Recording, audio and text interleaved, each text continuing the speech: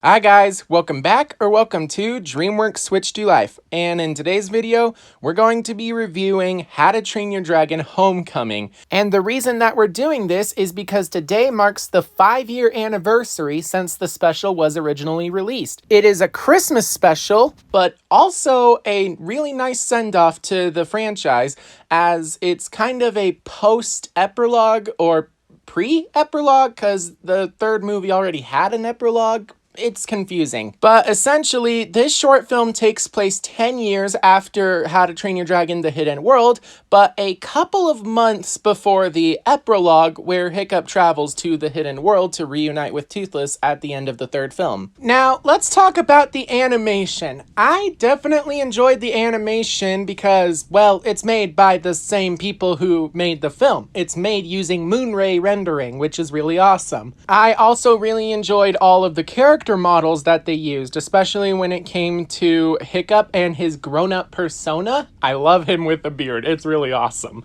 And also, we get to see his kids. That's really cool as well. And speaking of, we also get to see Toothless as well as Luna the Night Fury. And yes, I know that Luna is not her actual name. It's just my fan name for her.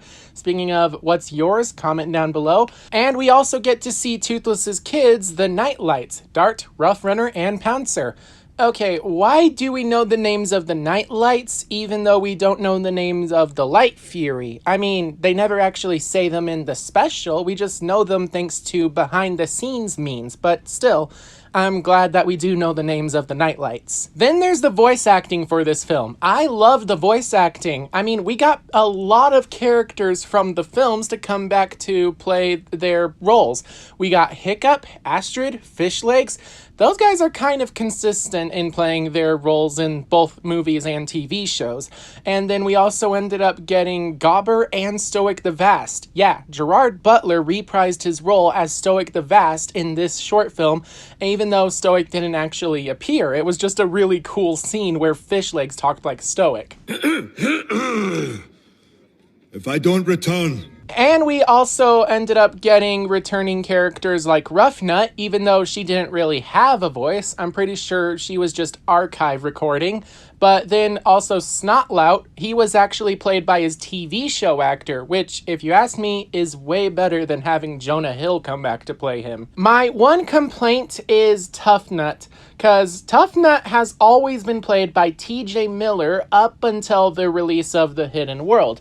Then he was played by Justin Ripple, and the reason that's the case is due to, well, legal reasons. And, well, because of that, I didn't really enjoy Toughnut's voice in this. But you know whose voices I did enjoy? The brand new characters of Nothink and Zephyr, Hiccup's kids. We get to hear their voices, and I really love how Nothink has a Scottish accent to him, which is really cool because in the films we see all of the parents were played by Scottish people or people with Scottish accents. That's really cool. But the kids themselves were given American accents. So it's nice that Nothink actually has a Scottish accent.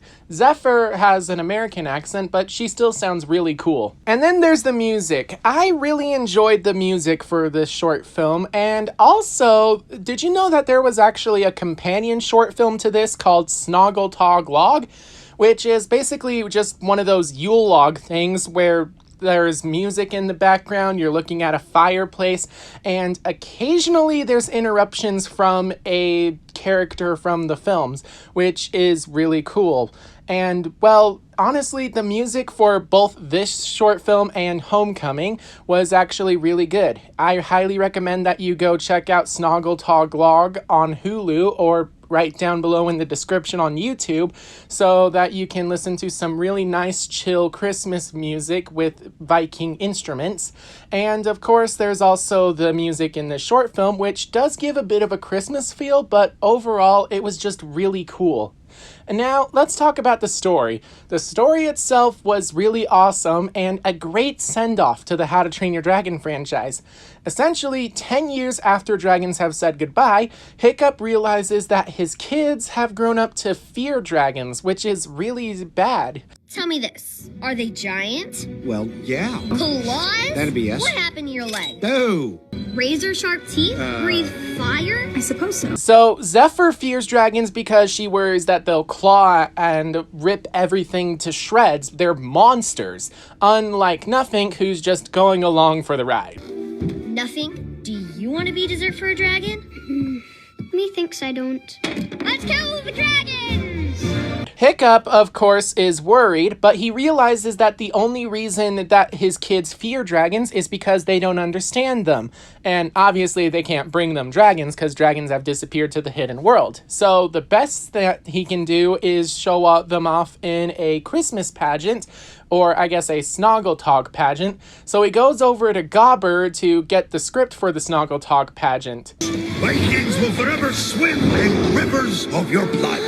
Oh, that's nasty. This has not aged well. Meanwhile, Gobber is concerned that the next generation doesn't really honor Stoic the Vast, because Stoic was a great chief, but now that they've moved to a brand new island and the next generation never really grew up with Stoic, they just view him as, oh, look at that old guy who lived one time. So Hiccup decides that they need to write a brand new pageant, and Gobber volunteers. And he takes some creative liberties where instead of just a line-for-line remake, we get a scene where instead of Hiccup being the one to train dragons, it's Stoic. So kind of like a tribute to both Stoic and a way to showcase that dragons are our friends. And of course, as the pageant comes together, Hiccup is more and more worried because, well, I mean, he's just being portrayed as this scrawny weakling kid who amounts to absolutely nothing, even though he's the chief of Berk.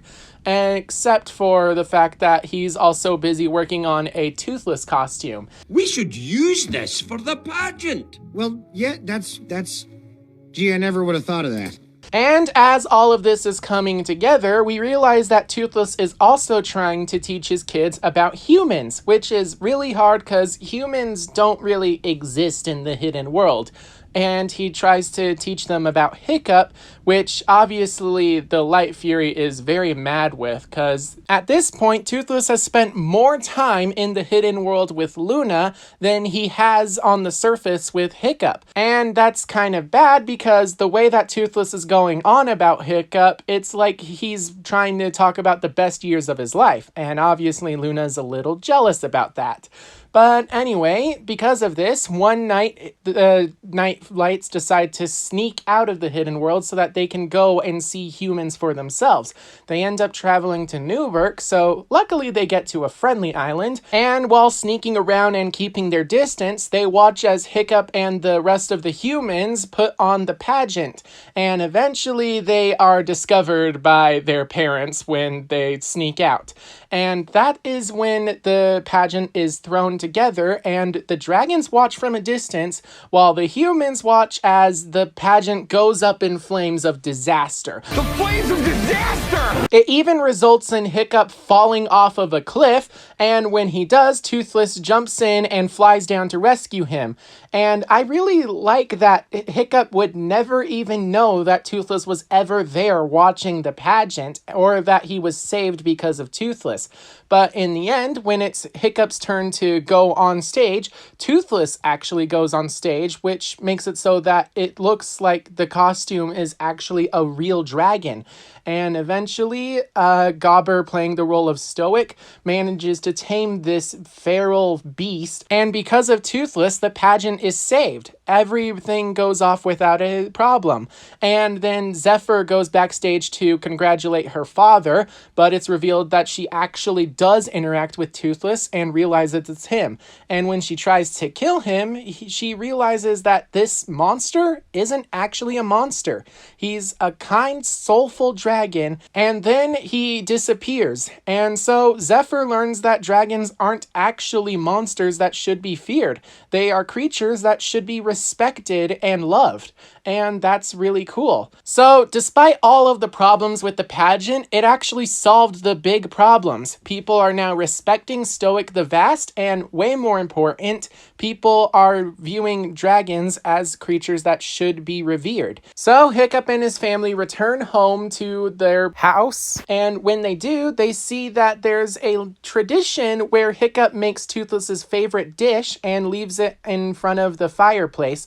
And when they get back, the dish is completely empty, and they go outside and see that Toothless and his family have visited New Burke, and they're returning to the hidden world.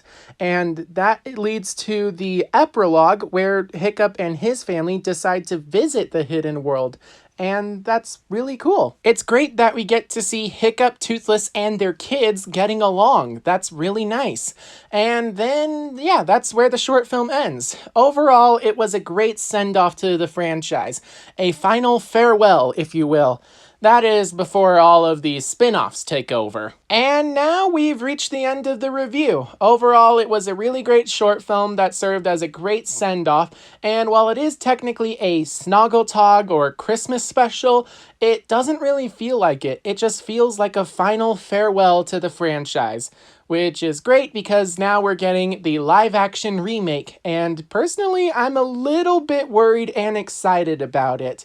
Hopefully, they'll throw it together better than they did with the pageant. And with that, I hope that you guys enjoyed this review. Please make sure to like and subscribe so that you can keep up to date on all things DreamWorks, including when I post my review for How to Train Your Dragon: The Nine Realms, a sequel series that takes place in the modern day. And if you want to support this channel, consider joining my membership program by going to my channel page or clicking the join button down below. But with that in mind, I hope that you're all staying safe out there, and I will see you all in my next video. Bye-bye. I was pretty heroic, no? Oh, mate, I think we got the gist of it. But that's not in any way me. Hey, Hiccup, I was...